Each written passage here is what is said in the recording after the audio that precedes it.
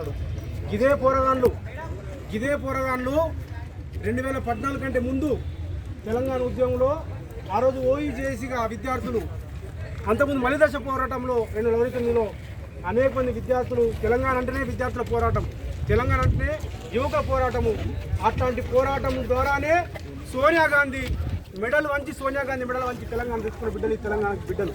కాబట్టి రేవంత్ రెడ్డి అనుకుంటున్నాడు ఏం చేస్తారు, నాకు నేను బ్రహ్మాండంగా అధికారంలోకి వచ్చినా అని చెప్పేసి.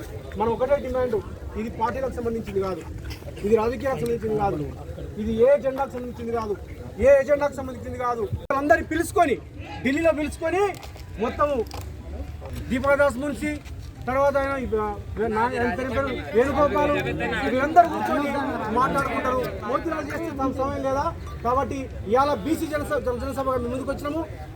15 రోజుల క్రితమే టీఎస్పీ ఆఫీస్ ముందర ముట్టడి చేసి అరెస్ట్ కావడం జరిగింది నేను మీ తరఫున. రెండోది మొన్న మన సంజీవ్ నాయక్ నేను కలిసి ఆ నెహ్రూ నాయక్, మన మోతీలాల్ నాయక్ అనే పేరు వస్తుంది, మోతీలాల్ నాయక్ అనే పిల్లోడికి ప్రాణాన్ని ఉంది, అతన్ని కాపాడుకోవాలని చెప్పేసి మొత్తం ప్రజా సంఘాలుగా మేము అమరవీరుల స్థూపం దగ్గర కూర్చొని అరెస్ట్ చేయడం జరిగింది. నిన్నటికి నిన్న గాంధీ హాస్పిటల్లో మరొకసారి మోతీలాల్ నాయక్ పరామర్శించుకెళ్తే అక్కడ కూడా చాలా దుర్మార్గంగా వ్యవహరించి అరెస్ట్ చేయడం జరిగింది.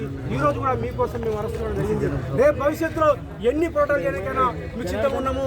ఖచ్చితంగా ఆ పోరాటంలో మన భాగస్వామ్యం ఏదమో మీకందరికీ కూడా బీసీ జనసభ అండగా ఉంటుంది అని చెప్పి తెలియజేస్తూ ముగిస్తాను. Thank you.